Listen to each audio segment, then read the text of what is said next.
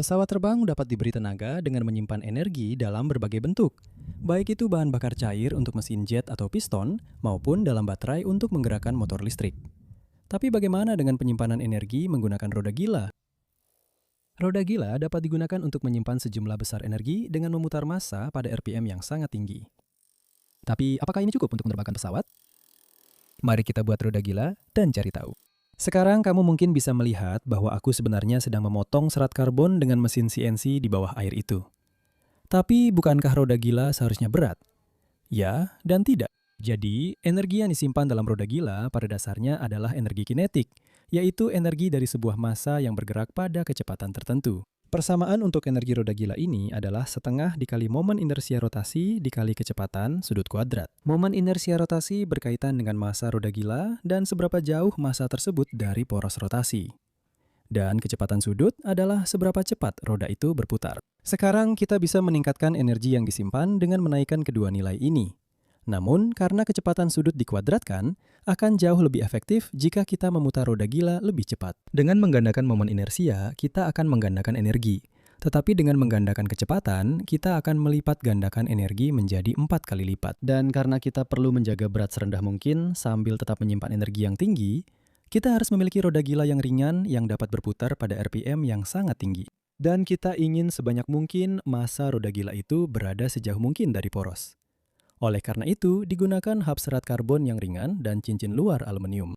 Saya kemudian menyeimbangkannya sebaik mungkin dan merakitnya dengan sistem sabuk dan katrol, menghasilkan rasio baling-baling ke roda gila sebesar 16:1. Jadi, roda gila bisa berputar sangat cepat, sementara RPM baling-baling tetap relatif rendah.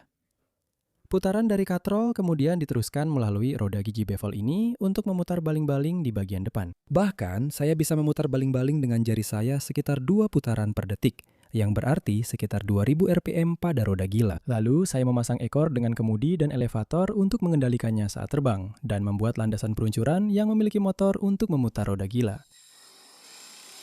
Suaranya terdengar baik-baik saja pada RPM rendah, tapi saat semakin cepat, suaranya mulai terdengar sangat kasar.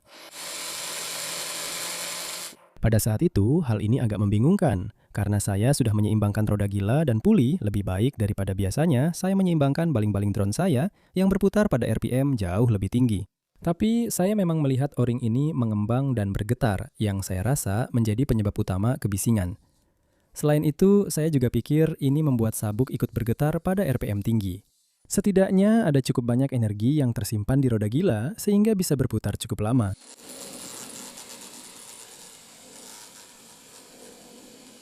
Saya masih punya sayap busa yang sama dari pesawat lama saya yang bertenaga udara terkompresi. Dan saya melepas semua selotip dari permukaannya yang berhasil menghemat sekitar 40 gram dan ukurannya juga pas untuk pesawat ini. Saya juga khawatir tentang getaran sabuk pada RPM tinggi, jadi saya mencetak baling-baling 3 bilah berdiameter 40 cm yang tampak aneh ini untuk memanfaatkan output RPM rendah. Baik, jadi saya keluar di pagi hari yang tenang, hampir tidak ada angin, matahari hampir menembus awan, dan kita akan mencoba alat ini.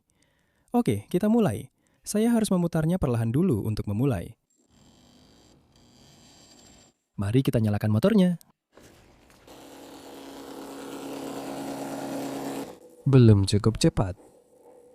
Menurutku pesawatnya hanya perlu diberi beban agar tetap menempel pada karet o-ring. 3, 2, 1.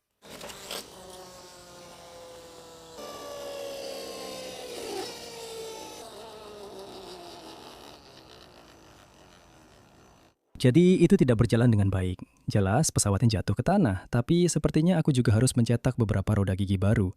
Sepertinya semua gigi pada roda gigi bevel itu rusak. Menurutku sabuknya masih baik-baik saja, hanya satu roda gigi itu saja yang perlu aku cetak ulang.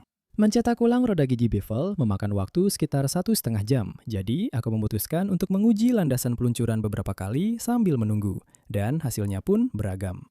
Oke, jadi aku kembali sekitar 2 jam kemudian, aku sudah memperbaiki semua roda gigi yang dicetak 3 dimensi, dan aku benar-benar tidak mau mengambil risiko merusaknya lagi, karena butuh waktu lama untuk mencetak ulang dan memasangnya kembali. Jadi, daripada mengambil risiko pada roda gigi kali ini, aku yang akan ambil risikonya. Aku akan meluncurkan benda ini dengan tangan.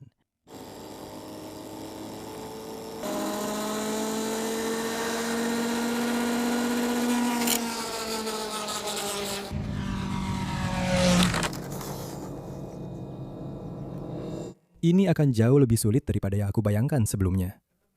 2 jam kemudian, aku kembali menggunakan baling-baling serat karbon 15 inci dan memutuskan untuk menguji lagi dari landasan peluncuran. Tapi itu masih sangat jauh dari melakukan penerbangan yang sukses. Aku mencoba beberapa kali lagi dari posisi peluncuran yang lebih tinggi dan bahkan melepas salah satu tahap katrol untuk meningkatkan RPM baling-baling relatif terhadap roda gila.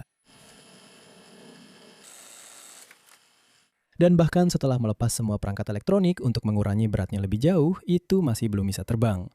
Jadi aku memutuskan untuk berhenti mencoba dan menerima kekalahan. Tapi aku perlu melihat sebuah pesawat terbang hanya dengan menggunakan energi yang tersimpan di roda gila. Terkadang ide yang paling sederhana justru yang paling berhasil.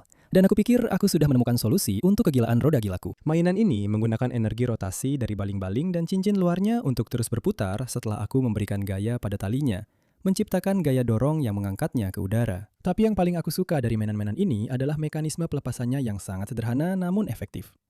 Ini adalah versi cetak 3 dimensi yang aku buat untuk dipasang ke motor drone brushless. Cara kerjanya adalah bagian-bagian yang miring ini saling mengunci. Artinya, baling-baling akan tertahan jika sudah dipercepat oleh motor. Lalu begitu motornya melambat, kunciannya terbuka, dan baling-baling itu meluncur ke langit. Tapi apakah itu cukup untuk menggerakkan sebuah pesawat? Nah, lanjut dengan solusi sederhana, saya butuh pesawat yang juga sederhana. Jadi saya membuat glider yang sangat sederhana ini menggunakan kayu balsa dan papan busa, lalu memasang blok bantalan di bagian depan agar baling-baling bisa berputar bebas.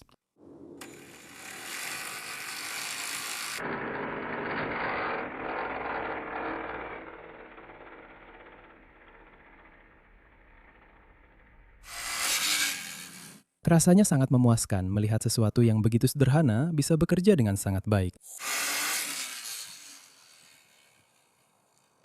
Selain itu, sangat mudah untuk mengubah berat, diameter, dan sudut baling-baling untuk mendapatkan performa terbang yang berbeda.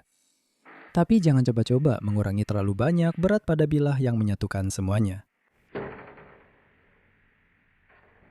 Kecuali kalau kamu mau punya hula hoop terbang.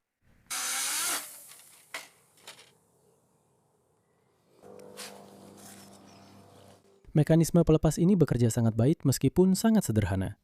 Hanya perlu motor melambat dan membiarkan pesawat meluncur ke langit. Saya akan mengunggah file pesawat flywheel ini di Thingiverse jika kamu ingin membuatnya sendiri. Namun pastikan untuk menggunakan radio kontrol untuk memutar motor dan berdiri pada jarak yang aman. Dan berhati-hatilah terhadap serpihan yang mungkin terbang. Saya ingin mengucapkan terima kasih banyak karena sudah menonton. Jika kamu menikmati video ini, akan sangat bagus jika kamu bisa menekan tombol suka di bawah. Jika kamu baru di channel saya dan ingin melihat proyek-proyek gila lainnya seperti ini, silakan klik subscribe di bawah. Dan terima kasih besar untuk semua pendukung saya di patreon.com. Kalianlah yang membuat video-video ini bisa terwujud. Dan jujur saja, saya tidak akan bisa melakukannya tanpa kalian. Jadi, terima kasih sekali lagi. Terima kasih sekali lagi sudah menonton dan saya akan bertemu kamu di video berikutnya. Sampai jumpa.